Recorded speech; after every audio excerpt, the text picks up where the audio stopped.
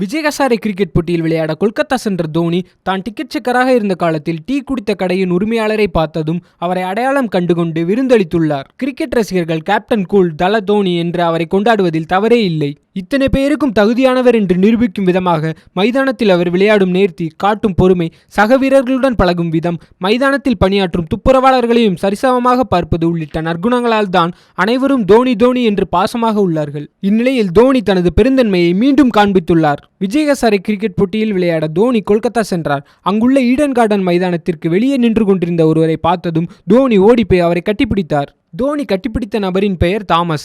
அவர் மேற்கு வங்க மாநிலம் கராக்பூரில் டீ கடை வைத்துள்ளார். தோனி டிக்கெட் செக்கராக இருந்தபோது தாமஸின் கடையில் தான் தினமும் டீ குடித்துள்ளார். தோனியை தூரத்தில் நின்றாவது பார்த்து விடலாம் என்ற நம்பிக்கையில் கொல்கத்தா வந்த தாமஸை அவர் அடையாளம் கண்டதுடன் கிரிக்கெட் வீரர்கள் தங்கியிருந்த ஸ்டார் ஹோட்டலில் விருந்தும் கொடுத்து அவரை மகிழ்ச்சியில் ஆழ்த்தியுள்ளார் தல தோனி. இந்த சம்பவத்தை பற்றி தாமஸ் கூறும்பொழுது, தோனி பாய் கராக்பூரில் இருந்தபோது டீ குடிக்க என் கடைக்கு தினமும் 2 அல்லது 3 முறை வருவார். மேலும் டீ குடித்துவிட்டு என்னுடன் சிறிது நேரம் பேசிவிட்டு செல்வார்.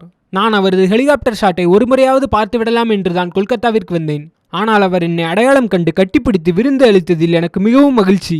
மேலும் நான் கராக்பூருக்கு திரும்பிச் சென்றவுடன் என் கடைக்கு தோனி டீ ஸ்டால் என்று பெயர் வைக்கப் போகிறேன் என்று உணர்ச்சி பொங்க தெரிவித்தார். மேலும் இது போன்ற செய்திகளுக்கு சப்ஸ்கிரைப் பண்ணுங்க ஒன் இண்டியா தமிழ்.